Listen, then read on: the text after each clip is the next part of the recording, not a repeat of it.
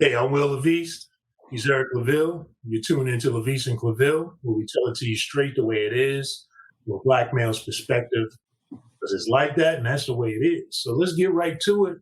This show, we continue in our series on the Blk Tax, and this is a Blk Tax, black business owners, Blk Tax and black businesses. So, it's often said that when white America catches a cold, black America catches the flu. Well, this COVID-19 pandemic, the shutdown of the economy has raised all kind of issues in society about the disparities that exist, and has definitely exacerbated the challenges that black business owners face. So depending on the source, in 2020, there was about 1 million to 2 million black businesses, depends on what source that you use, right? And we pulled some research and found, for example, a study, University of California, Santa Cruz reported that in February 2020, there were about 1 million black-owned businesses nationally, right? Yeah. About 6 weeks later, after the pandemic hit, that number dropped to about 440,000 businesses, they say. So a 40% reduction. Many of those businesses shut down for good. Meanwhile, the reduction among white-owned businesses was about 17%. So you got 41% versus 17% according to the study. So overall, nearly 4 million minority-owned businesses whose annual sales are total around 700 billion shut down because of COVID-19. And then also, a survey by H&R Block, let's see what that said, was there was about 3,000 small businesses, 53% of black business operators saw their revenues cut in half. Right. Wow. Because of the pandemic. So, I'm blessed to be employed and have an employer, but I'm also a black business owner, as I've had a consulting firm for several years now. And I can absolutely tell you that my revenue for my firm has dried up very much, because the reason why, even though I'm employed, I've had a business, because multiple revenue streams, as you know, Claville, is key to building wealth in this country and really being able to, in a lot of ways, secure yourself from the ebbs and flows, that whether it's getting fired by your employer, which I've experienced, or what many black business owners are experiencing. So absolutely, these are the kind of, major numbers that have hit because of this pandemic. But also there's still a lot of hope that is still as a result of this. For example, the heightened awareness that has come as a result of what happened, the murder of George Floyd, the awareness of injustices within the United States based on race, as well as throughout the world, has in a lot of ways also drawn attention to black businesses. And so they are black business owners that are reporting, hey, that they're getting some better businesses, and more broader consumers are looking at their businesses because of this heightened awareness of the disparity. So absolutely, there's pluses and there's minuses, but there's definitely a Blk Tax to being a black business owner. Absolutely. Well, this is one of the most important Blk Tax series that we're doing. All of them are very important. Mm-hmm. But as it relates to black business and the Blk Tax, this is a very, very important piece, because we're living in the United States of America, where people actually leave their homelands, where they have generations and centuries of their lineage and their name attached to come to America in order to find their wealth, in order to create their land of opportunity. Absolutely. The great thing about America is you can own property. You can own and create things, own a business. There are many great stories about it, but we know from our history that African Americans have had the short end of the stick on a lot of opportunities through law and public policy, and also through historical discrimination and systematic or systemic racism and so forth. And this still exists today. Now, when you take a look at opportunities for African Americans, keep in mind, we just looked at 100-year commemoration of the Tulsa Massacre. We've got others coming up, Rosewood, Florida, and many others in between that took place. But there was generational wealth that African Americans had by owning their own businesses that was wiped away. Absolutely. Integration was good. It was great. But it was also bad for African American businesses because they did not receive the same support white businesses received in order to continue or expand their operations. So that also cut off the opportunity for generational wealth. And then after the civil rights legislation that was created, then that's when African Americans really had an opportunity to seek out support, financial support through financing, opportunities through education, and the like, under the protection of the law. Now, you still got to put out a great product, and many African Americans and the businesses do that no matter what color, ethnicity. Absolutely. That's just a principle of business. Right. But we find where African Americans have a harder time and face discrimination more so than others. As a matter of fact, when you take a look, I'm looking at, you mentioned several studies that you took a look at, or articles. I'm looking at a resource from Fundera.com regarding the state of Black-owned businesses, or the statistics of it.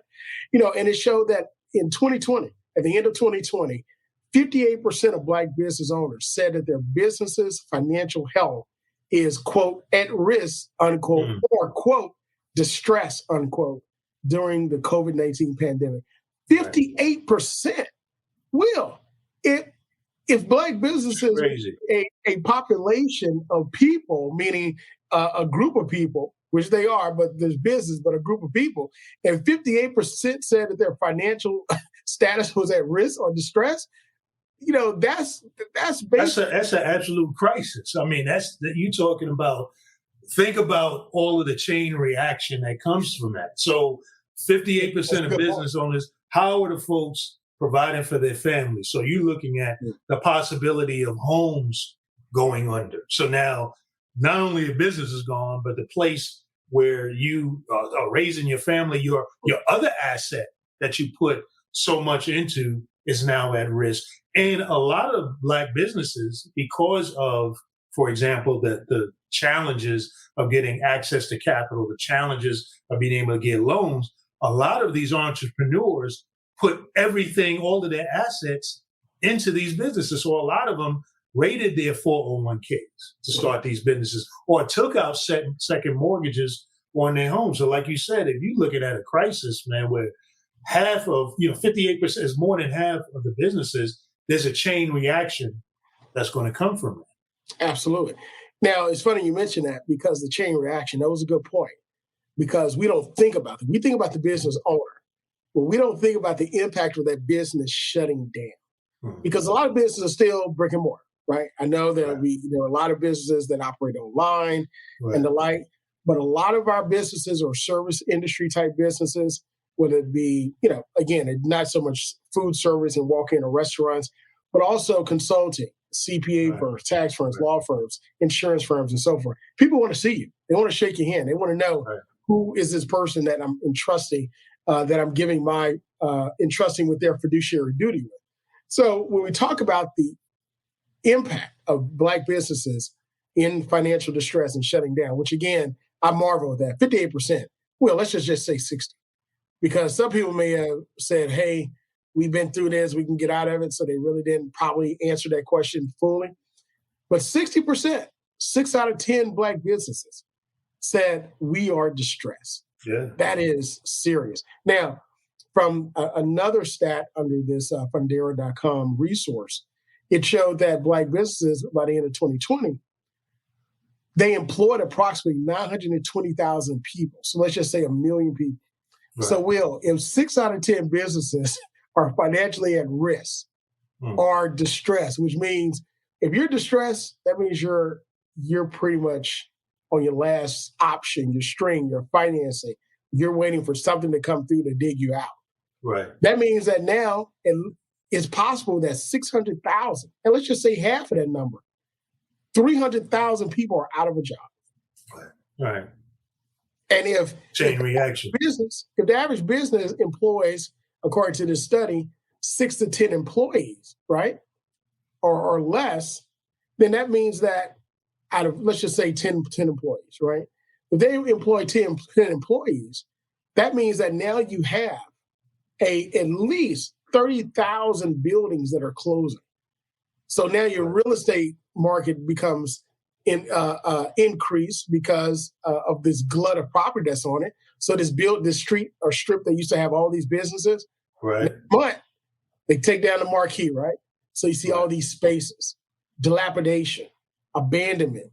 And when you see a dilapidation and abandonment, then you see elements that come into the community that you probably don't want in the community. Now here you go, crime. So now you start looking at crime, right? You said what the elements like you talked about. So you look at the underground economy, drugs, other ways of people trying to survive and trying to care for themselves start coming into play.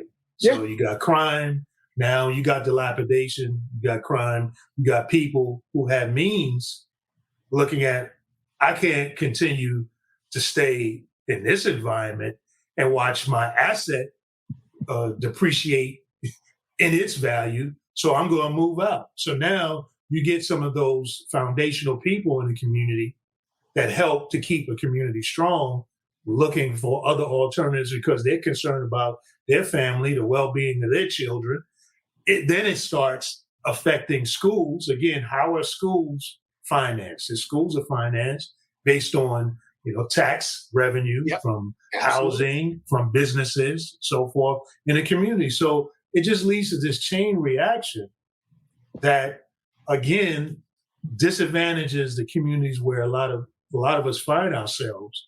And then on top of that, the victim begins to get blamed for the condition in which we find ourselves. So this is where the need for a government, which is the only other asset or resource out there other than the banking economy that can put a major influx of money to try to restore or reverse this trend. Then we find out, right, that so this is where the PPP money and all of these other funds come in, the stimulus, just try to stir the downward trend. But then we start hearing about how Black businesses weren't getting a lot of these funds at the level that they should have been getting these funds. So why was that? Well, a lot of the PPP money was tied to having to have a relationship with a bank.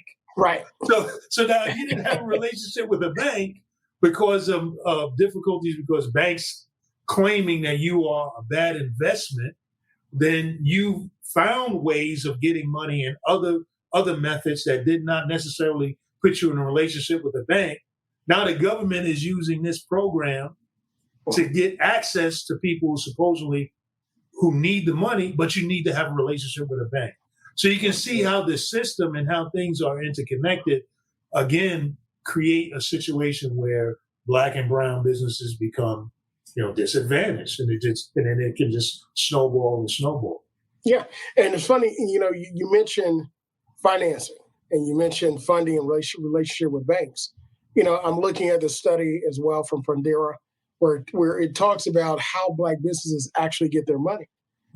And a lot of times individuals end up funding their own businesses out of their own cash flow. Right. Now, that's not the way that you become wealthy. Now, of course, sometimes to get started, you have one product and so forth. But I think Shark Tank has showed us, the show that comes on, that you don't use your own money to expand. You use somebody else's money. Right. So a lot of Black businesses actually utilize their own cash flow. As a matter of fact, 44% of Black business owners use their own cash flow to start their own venture.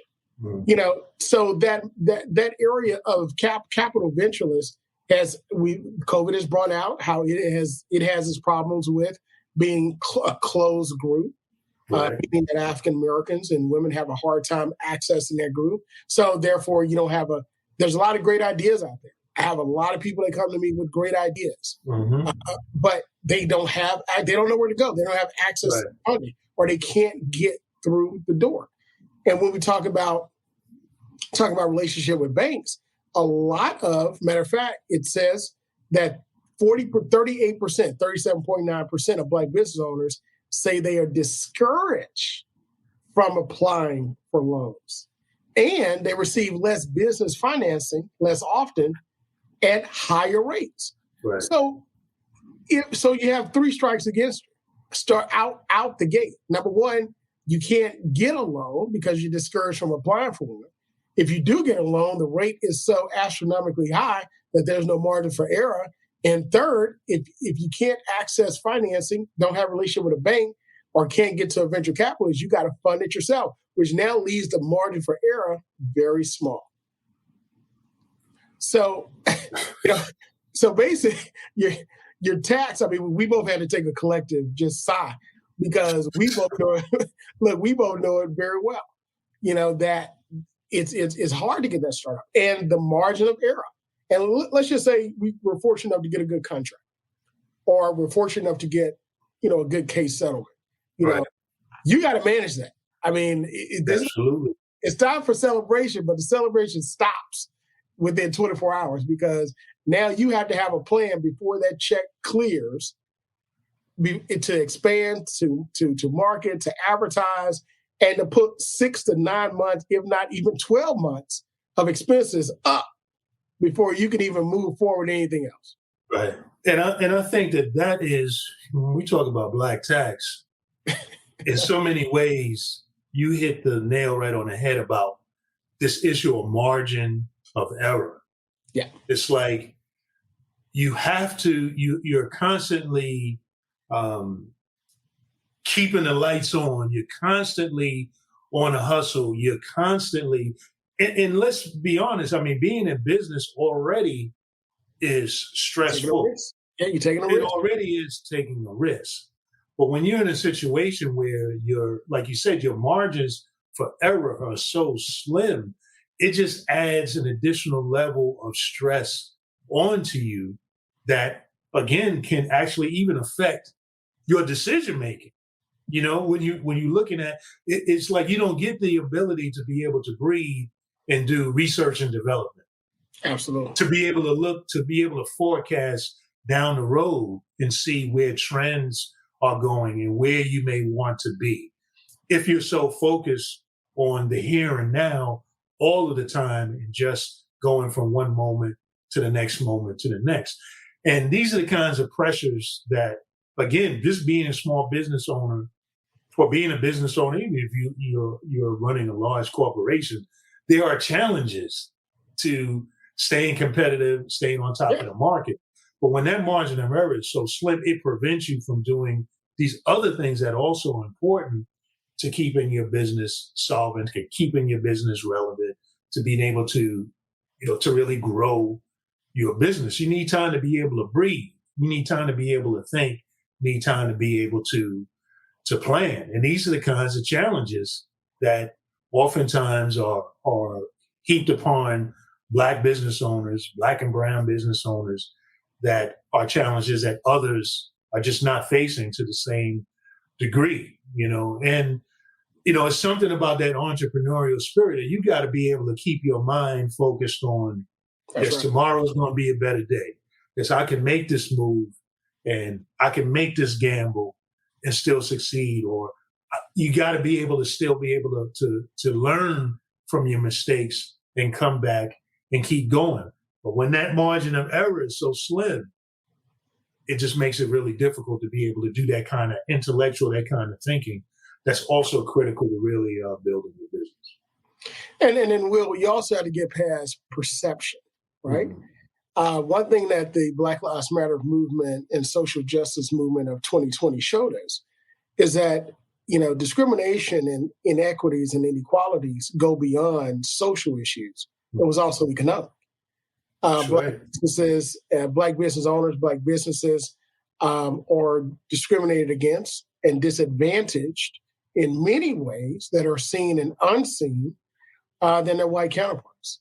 As a matter of fact, we could talk about the red line effect, where you may have a great business, but you were forced to operate only. Now, again, I say only in a marginalized or a Black community or poor community. Now, of course, you want to have a presence there because major businesses have a presence there. You may go into a depressed community, but there's a Walgreens there. You may go into a depressed community, but there's a chain grocery store there. You may go to a depressed community, but there is a chain fast food restaurant there, or a chain gas station, and the list goes on and on. So it's not that you don't want to operate there, but you want to be able to expand outside of those margins. Right. Well, you've got pressure and discouragement and outright discrimination by realtors. They won't show you property in the area, or they won't lease to you. Right. I've had colleagues that have faced discrimination in that realm. As a matter of fact, one of the starters of the great Black magazines in Chicago talked about how he dressed up as the janitor. You talk about Mr. Johnson, John Johnson. Absolutely. Met him. I remember meeting him in the elevator in the building, in the Ebony building, which is no longer owned by the family. And and I did a stint at Ebony. And you're absolutely right. He had to have a front man. He got a white front man, a white guy to actually do the deal, close the deal to get that building. Yeah, as a matter, because if they knew it was him, it wasn't going to happen. Yeah. No deal was coming to the table. So he dressed up as a janitor, and his white colleague said, "Oh, I'm bringing the janitorial service and make sure they can clean it." Right. So he gave him an opportunity to look in every room and do certain things. Also, now again, that's perception. But that's perception from the realtor standpoint. But then you have discrimination from the lender standpoint. Well, I'll give a personal story. I remember I was seeking funding to purchase a piece of property, and I had an over 700 credit score. All right. Mm-hmm. I submitted tax records where I was questioned about how did I get my business, this money, where did this come from? I was like, what do you mean it came from? It outlines itself. But I was denied from that particular lender. Really? Of course, we had other lenders there, but I remember that particular lender denied me the opportunity to get finance to purchase that piece of property. But, again, we were able to get it. The other lenders were more than willing to lend us the money. But I just remember that. I remember that. And I remember the white lender and how he started to handle me in the very beginning, but I believe when he found out my ethnicity, he started handling me a little differently from there. Yeah, this suspicion, this additional questioning hurdle that you had to cross. And, right. But the thing is, because we don't want to all paint a total doom and gloom, because you said something earlier that was key about the impact of integration and how that had some negative impacts on business. One of the things, as I said at the top, that has also happened is as a result of what is going on with the murder of George Floyd and this heightened awareness, Black Lives Matter movement, is globally, is that there has been this understanding that discrimination, systemic racism is real. And so we're showing some instances, like, for example, the website Yelp reports that actually there's been an increase in searches for Black businesses. It said increase for searches of Black businesses on Yelp from February 2020 to February 2021 actually jumped almost 4%. So that's showing that there's this interest. Okay, let me find ways to support Black businesses. And there are a lot of businesses that actually Black-owned businesses that produce, as you said, quality products that are of interest to people outside of the Black community. And that's one of the things that me personally, that I've seen that as a result of desegregation, right? We don't want to go back to segregation. No. Segregation, when you really look at some of the numbers that existed in terms of wealth for these communities, the Black communities in many ways were still very poor compared to their white counterparts. Absolutely. But what was happening is that because of segregation, the economy, the money in the Black community circulated many more times, which is what the great thing was. But there was these limits to what Black people were able to do outside of their communities. So as desegregation has given us broader access to the wider market, the international market, I think that what's critical is to make that transition of producing products, producing services that are of interest, not just to Black community, but to broader communities. And we see instances of that. We see other groups doing that in our communities. For example, you go into a Black community, you see Chinese food restaurants all over the place. So there's a group that's coming outside the community that's producing a product from its own culture that people in the Black community have an interest in, right? You see, for example, hair care products, right? A lot of these stores not owned and run by people from the Black community, people outside the community, but they're products that have an interest for Black people, have an interest for a group outside of their own main community. I look at, for example, I think of a key example of that is hip hop music and culture. Now, here's something that's out of the Black community, out of the Black experience, but is marketed and has interest and is financed and supported, let's be honest, very much so by people who are outside of the community. So I think taking that concept, that idea of producing products that have a broader interest, that you can market to a broader community is a way to go. I look at, for example, Facebook. Facebook, not Black owned by any means, but they have a product that's very much used by Black people, by people of all kinds of different shapes and backgrounds. So I think one of the things that we could be looking at as entrepreneurs, as Black business people, is how do you create products that it may be rooted in our culture, and that's great, that's fine, but that also has an interest that can find a consumer base outside of your immediate community, because we have access to the broader international market, in the national market, that we've never had at any other time in the history of the country. Absolutely. And Will, you hit the nail on the head. Creating, it goes back to operating outside of the red line community, traditional red line community. Right. When it comes to, listen, I've said it on many of our shows. I say it during lectures and so forth. I believe that there's nothing more American than being African American. I believe that so much of African American culture, popular culture, food, dance, music, the way we dress, the way we talk, the way we carry ourselves is American culture with an acceptable face, right? Right. So with that being the case, just marketing and creating a product of our culture outside of our community. And I'm not just speaking outside of our communities within America.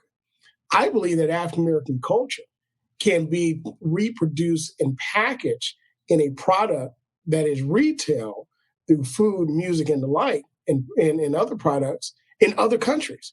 Right. When we talk about hip hop, there is no other form of music that every country has adopted. Hip hop. I was listening to a documentary where they were highlighting hip hop groups in Morocco, in Iran, in Iceland. Of course, we know about the movement in Asia and the like. Hip hop groups. I was looking at a documentary, Will, where they were going through South Africa, and it was actually a story about the time of Nelson Mandela and so forth. That's right. And they went through a shanty town, and I saw the words Tupac and Biggie, and I said, "Wait a minute, did I just right. Tupac and Biggie?" And that's right. I've told the story.